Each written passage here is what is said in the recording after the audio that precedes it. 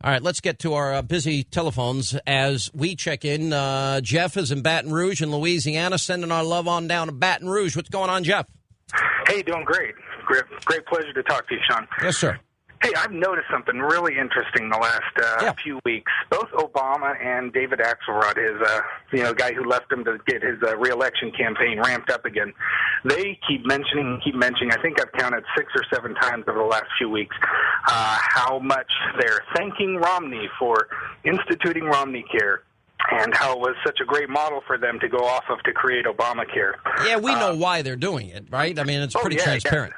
Yeah, they're trying to hurt him with the conservative base. They know that the conservative base is rightfully strongly against Obamacare, but they realize that he's the toughest competition in a general election. And on the issue of health care, he can provide a great contrast.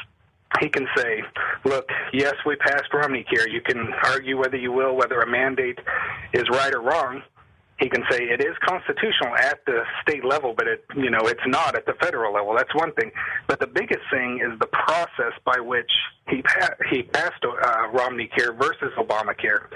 He took over a year. He involved the Heritage Foundation. We just heard that commercial, I think.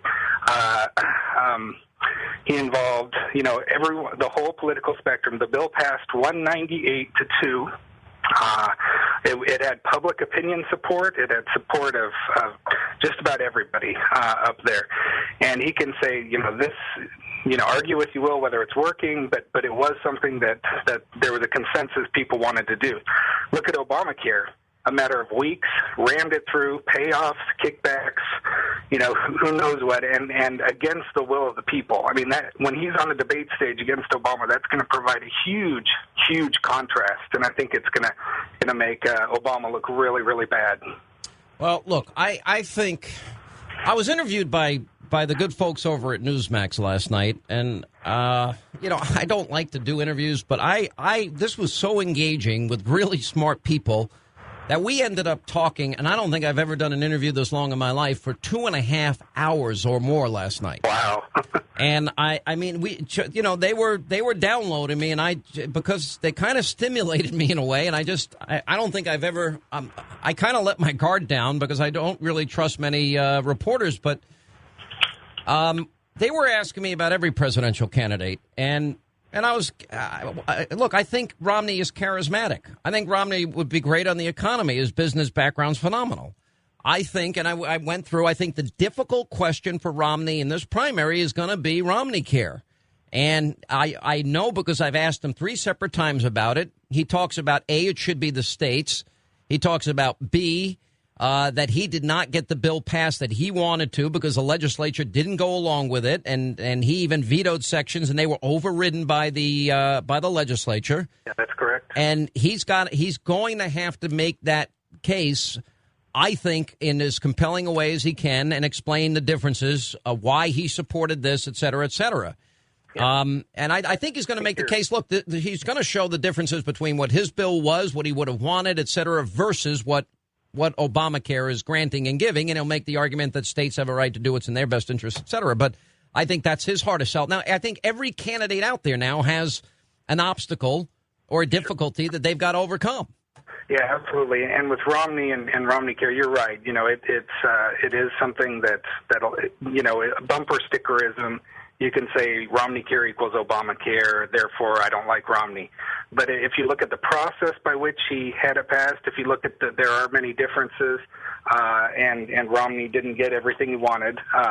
But if the electorate is smart and they look forward to what Obama and Axelrod are doing now, they're trying to kneecap Romney. They don't want to run against him.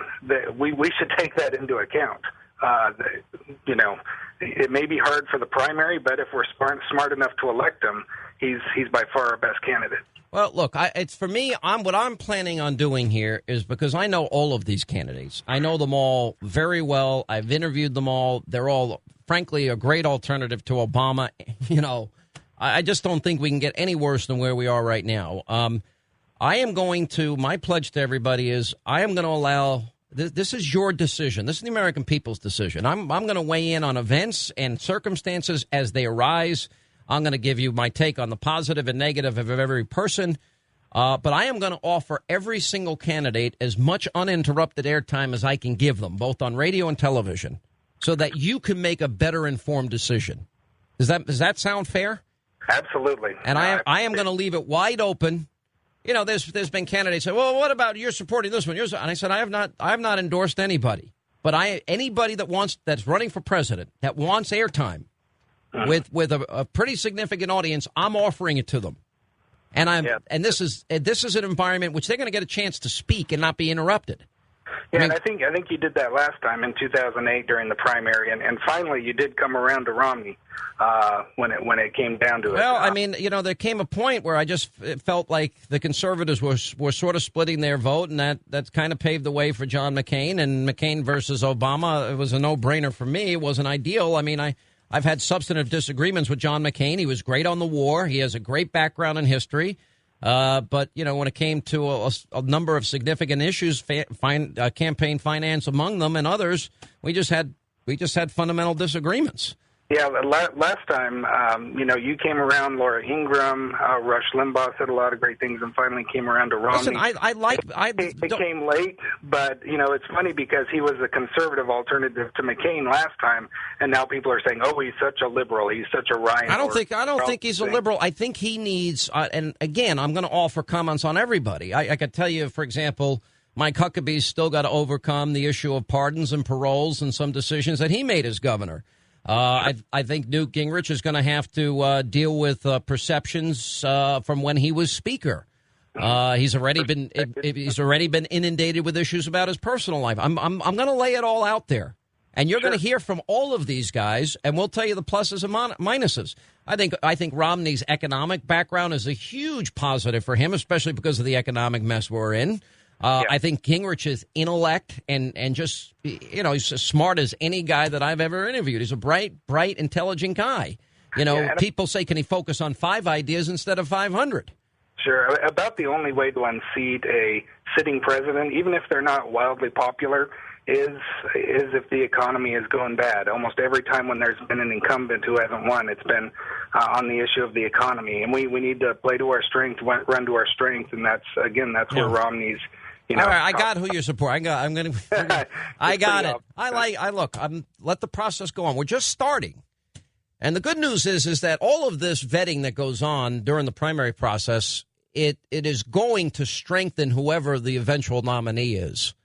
And I want somebody that is a strong conservative that understands the significance of history and the moment that we're living in. I want them to govern conservatively. I want them to be bold. I want them to be courageous on international affairs, foreign policy, homeland security, and on economic issues. And that's what I'm looking for.